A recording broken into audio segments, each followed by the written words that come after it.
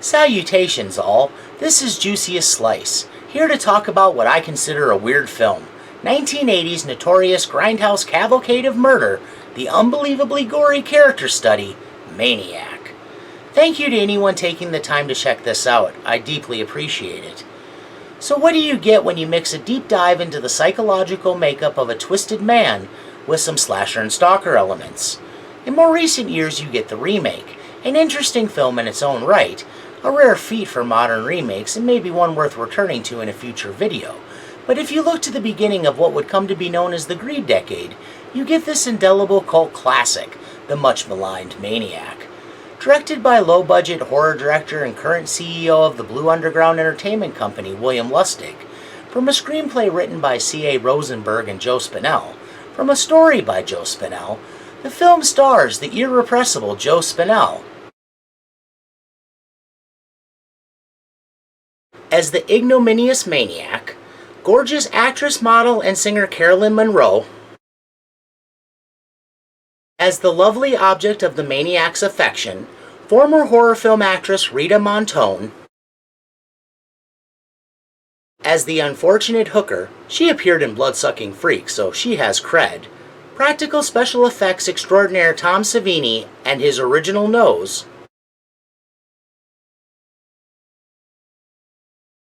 as Disco Boy, aka the shotgun victim with a slightly large nose, former stuntwoman Hyla Morrow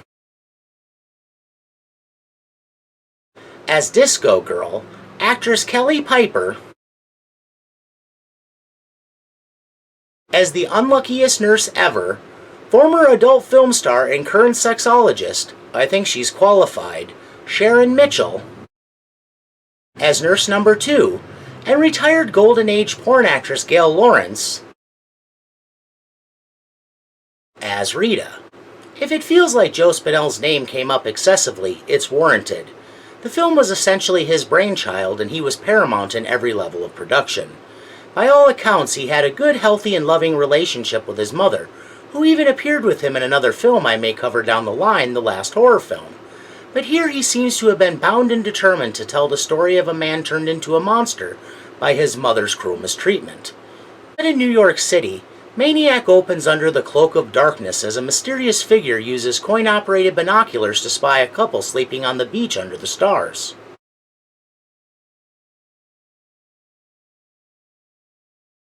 The woman goads her boyfriend to get more wood for the fire, and he obliges, giving the peeper an opportunity to make his way to the woman and instigate contact.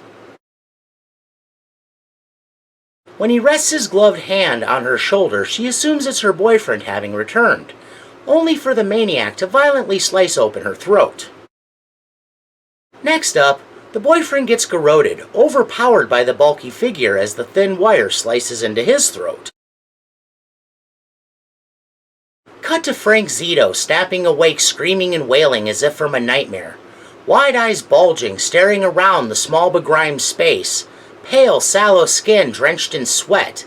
He's a man who reeks of desperation right through the screen.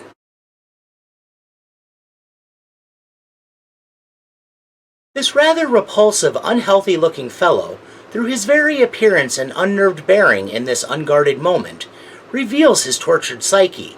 That and the mannequin lying beside him, the blood-streaked face and some sort of ragged wig nailed to its head. Many interpret the murder scene to be what he was dreaming, but I don't think so. As much as he bemoans and bellyaches about it, murder is Frank's release valve.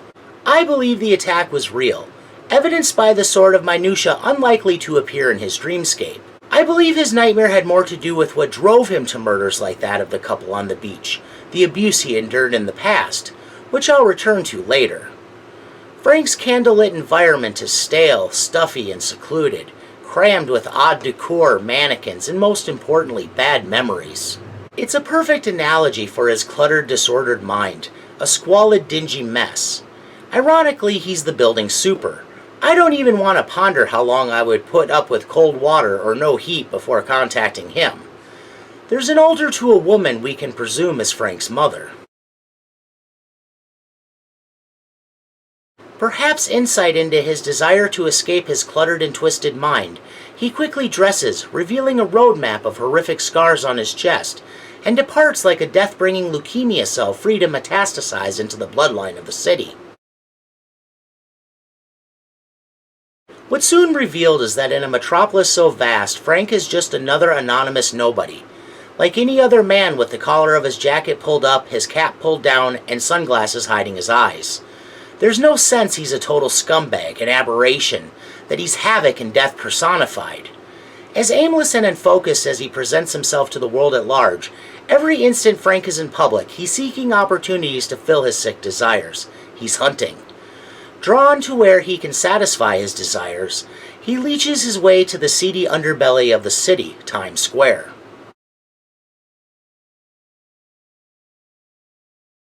Long before revitalization unceremoniously dispelled the filth like laser removal breaks down a bad tattoo, at that time in the beginning of the 80s, Times Square was in the midst of an ongoing decline. A neon hotbed of peep shows, sex shops, go-go bars, adult theaters, and streetwalkers. It was a veritable smorgasbord of ready and willing women on open display. No doubt a sleazy brouhaha ripe for predators like Frank, with pickings almost too easy. But then, he isn't about the sport of killing, he's about the thrill, perversity, and gratification. Easy pickings suit him fine. Part of his normalcy shtick, he seems to muck around without purpose until caught in a lady of the night's web.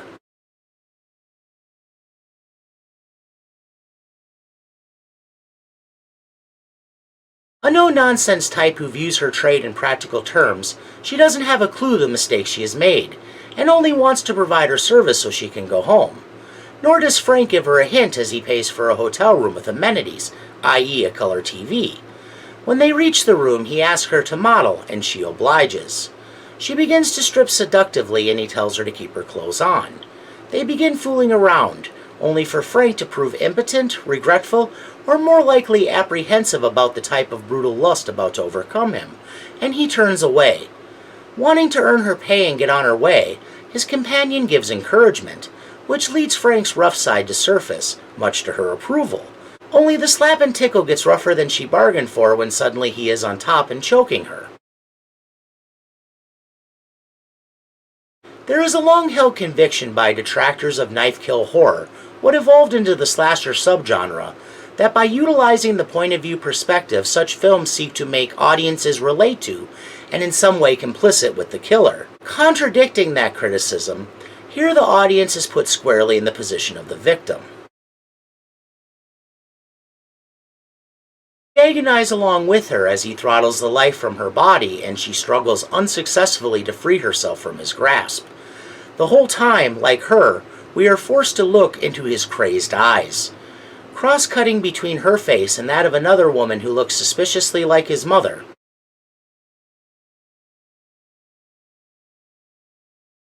Tells us the ill-fated hooker is a stand-in for the real object of his hatred. Once the deed is done, Frank vomits, disgusted by his inescapable compulsion. He tells her he didn't want to do that, before scalping her. Frank brings home a new mannequin to match his new scalp. Back in his personal hellhole, his eternal monologue reveals there's a woman he fears will be taken away from him. A woman he told not to go out because these kind of things happen. His obsessive thoughts reveal his deep discomfort with women he finds attractive, a distinction that seems to include his own mother, and it becomes apparent all women he finds attractive in some way confuse, confound, and stymie him, because he is convinced they share a certain dark underlying ubiquity to their nature. They're all temptresses who use their feminine wiles for gain and to cause harm. He determines that the beautiful ones, with their airs and their looks, drive men crazy, and concludes they are to blame for his actions. Miserable and morose, in his own way tortured, he chooses to feel forced into killing, not able to acknowledge his culpability. He has no choice if he's to hold on to what he finds important, either his bizarre growing collection of mannequins, or what they represent. But don't worry about Frank, he'll soldier on. Whether he wants to acknowledge it or not, there is a normal life out there Frank wants. Since it eludes him, like with the beach couple, He seeks to blat out those who enjoy what he's denied, which I believe is why he targets couples. He prepares by hiding weapons including a double-barrel shotgun in a violin case.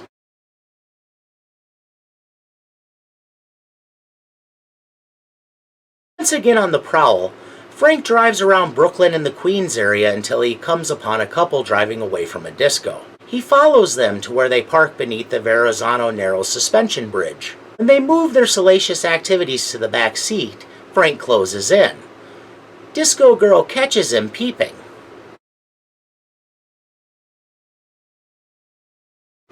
and insists they leave.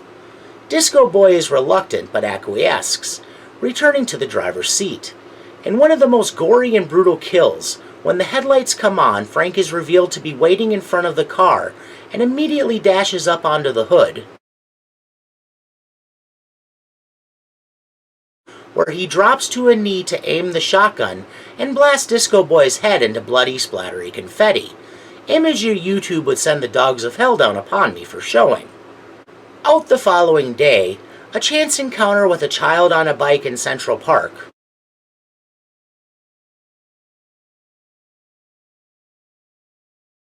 leads to Frank being photographed by Anna, a beautiful young photographer.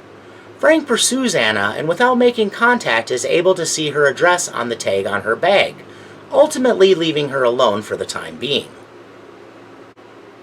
Next we meet the lovely nurse played by Kelly Piper. Because she's waiting for her own ride, even after they discuss the murder, she declines an offer to go with nurse number 2, a decision she will almost immediately regret.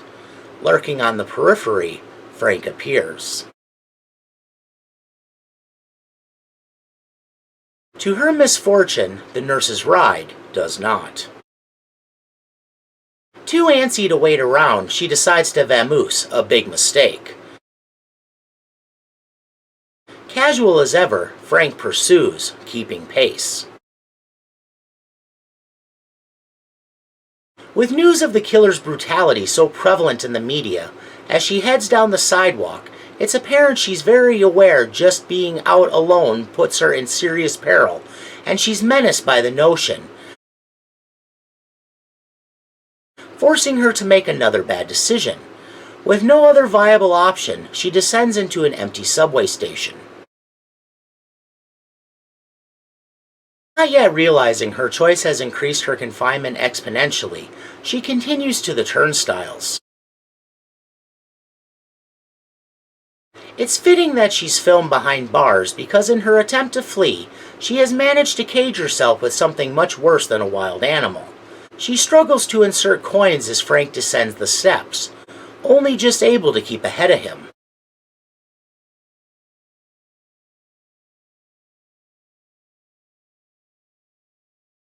But in due course, naturally misses the train.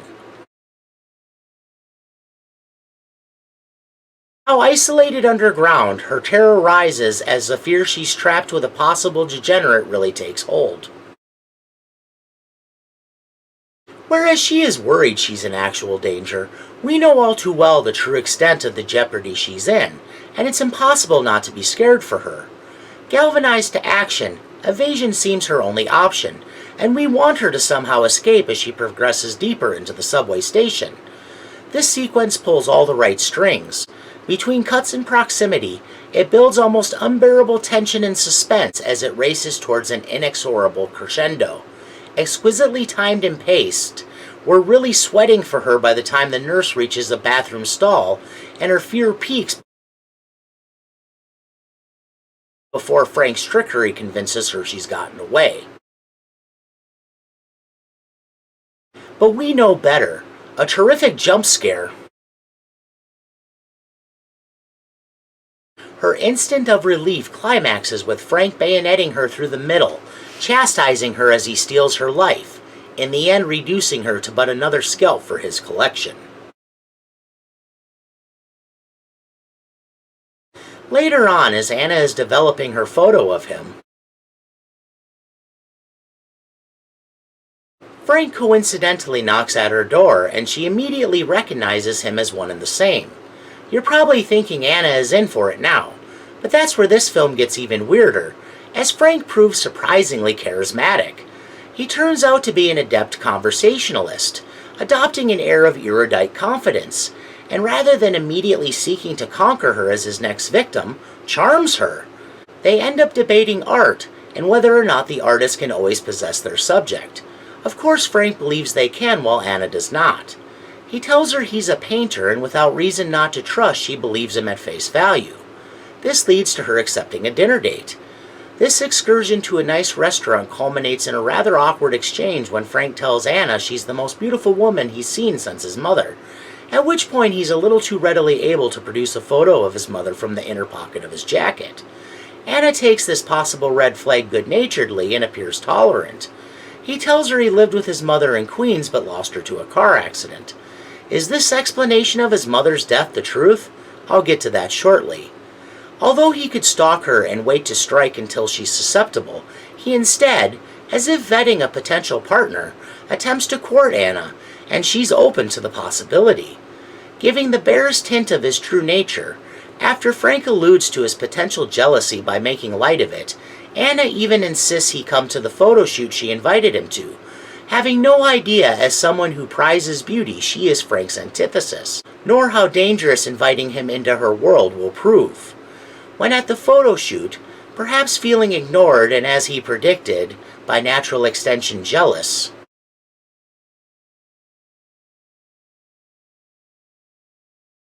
while she snaps pictures, unbeknownst to Anna, Frank uses a necklace as a pretext to follow and engage Rita, one of Anna's models, and upon returning the necklace disables the lock to her apartment.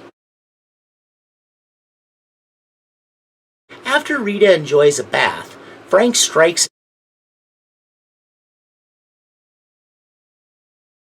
and ties her up.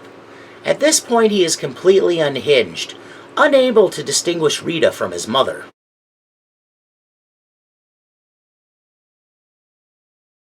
He opens up about his anguish. He tells her he was left alone a lot. He questions why there were so many men. It's clear not getting the attention he wanted from the object of his affection set him off in a big way. Insight into the deep well of bad feelings left by a mother who, while he vainly struggled to gain approval, affection, and love, ignored and abused him in turns.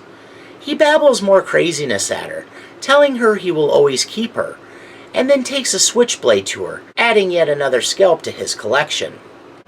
Unaware he killed Rita, Anna later joins Frank on a date. She has nothing but praise for him because he sent flowers to and attended Rita's funeral. Another of those possible red flags. On their way to dinner, he requests they pay a visit to his mother's grave. This is when Anna's tolerance and openness to Frank becomes problematic. In the dark of night, she willingly followed a psycho to where the source of his mania lies. Naturally, Frank falls into reminiscing about killing Rita, activating his psychopathy, and attacks Anna. She manages to injure his arm and flees, eventually contacting police. Left alone in the cemetery, Frank hallucinates that his mother's rotting corpse springs from her grave to attack him. Really losing it now, he makes a mad dash for home, and when he gets there, climbs in bed. What follows is a scene evocative of those found in the EC horror comics of the 1950s. Seduction of the innocent indeed, they inspired a whole generation of horror directors and writers. The mannequins bearing the scalps of his victims animate into his victims.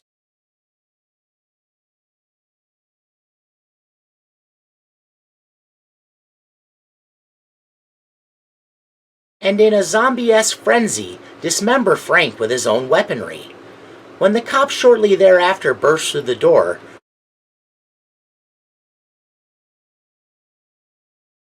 we get a perfect bookend shot of Frank lying on his side in bed, having driven a machete through his own midsection Harry Carey style, finally ending the horror.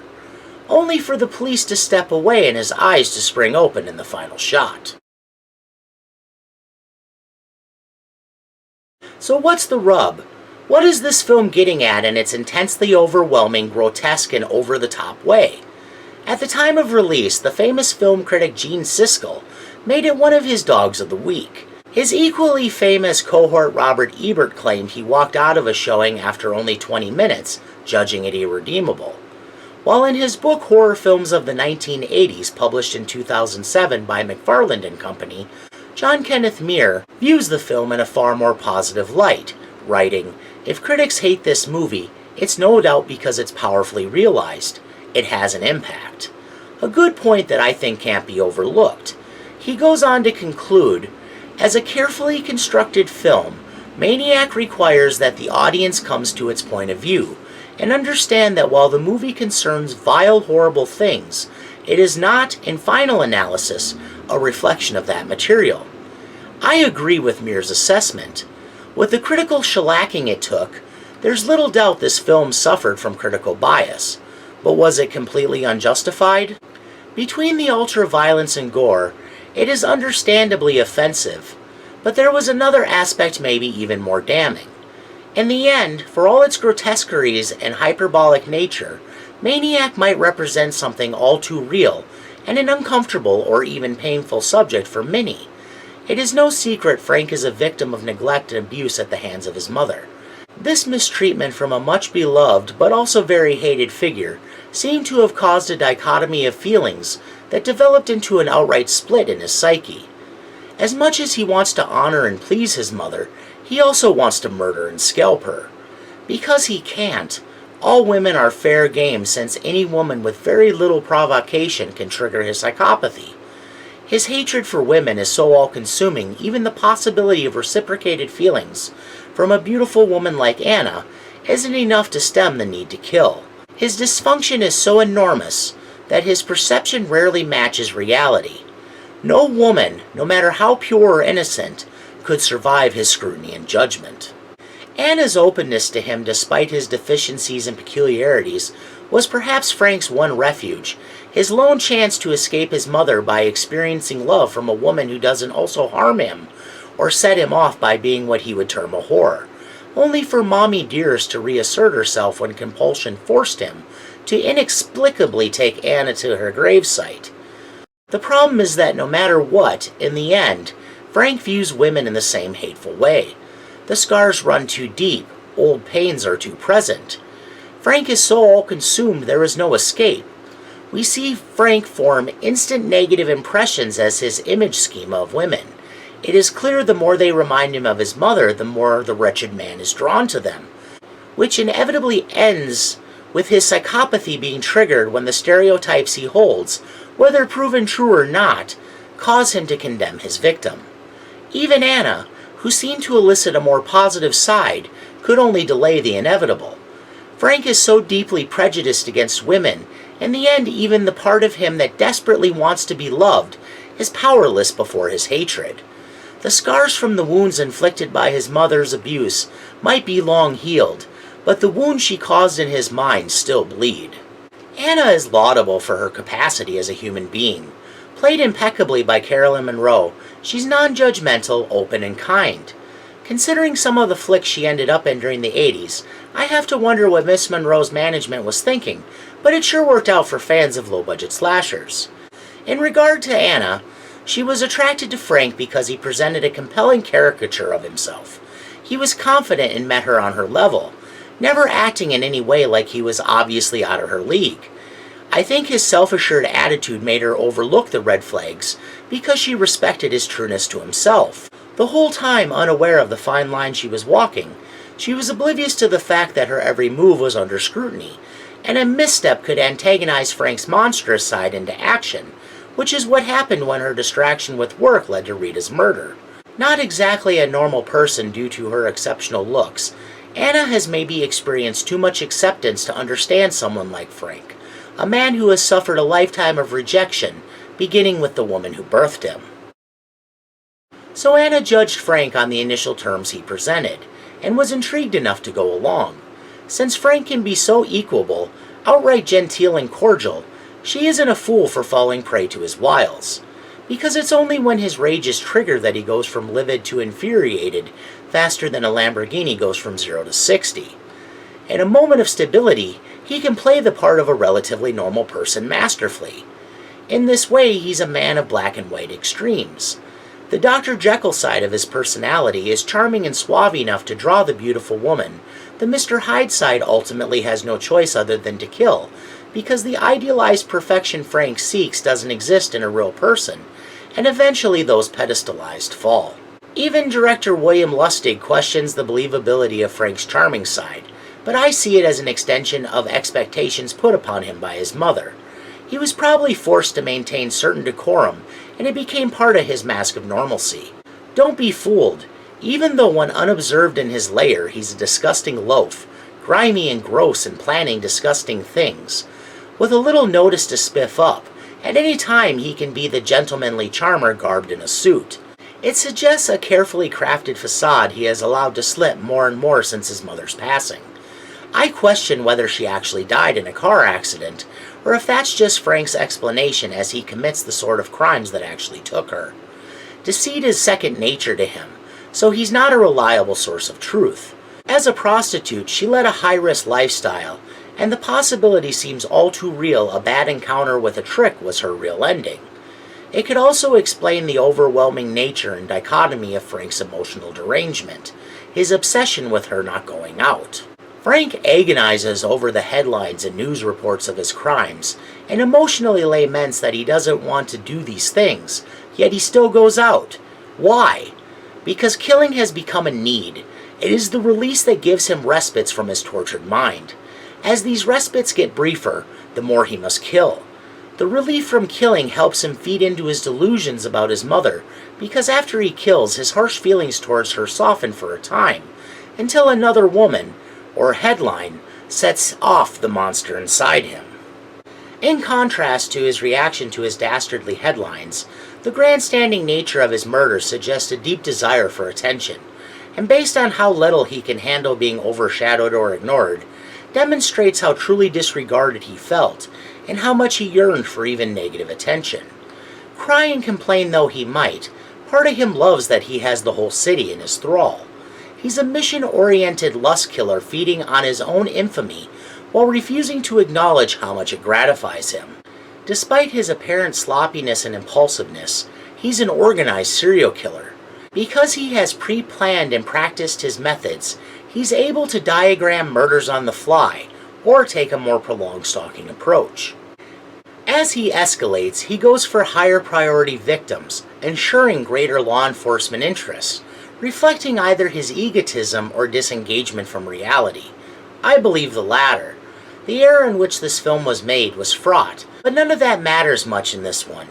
Frank is so detached from reality, crime rates, societal movements, and politics don't really factor. Though he's an example of what had become more prevalent over the previous decade, that is to say serial killers, one such as him could come out of any time period, since no matter what epoch it is, there are always destitute areas where women, some of them mothers, sell their bodies, and children get neglected and abused. Besides, his existence is a self-absorbed, insular one, and I think it's unlikely Frank considered that killing a nurse as opposed to a prostitute would bring more heat. Since she gives no indication of promiscuity, his perception of the nurse seems entirely delusional. She fit a look and presented an opportunity, nothing more. In my last video, I talked about a killer who seems less scary when you realize he's a pathetic man, killing due to grief-driven religious mania. Frank doesn't have that problem. No matter how pathetic he seems, Frank never loses his terrifying edge. Maybe this is because it's obvious he's driven by some seriously bizarre paraphilias at the mercy of his perversions, which seem to include a pathological need to inflict harm. What motivates him is so wicked and twisted he's unpredictable even to himself. Even if some of his victims engage in immoral or illegal activities, that doesn't justify Frank's actions, nor does it give him the right to take their lives or desecrate their bodies. But their humanity doesn't matter to him. They exist to serve his desires. He debases his victims to put them through the humiliation he suffered. He gores and disfigures to rob them of their unforgivable beauty, like he was robbed of ever perceiving himself as anything other than in some way ugly, repulsive, and unlovable. He degrades them to put them in their place like he was put in his place. All the horrific suffering he inflicts is obviously a projection of his own pain, which in final analysis is so great No amount of victimizing others will ever right the scale enough to assuage his beleaguered and fractured mind.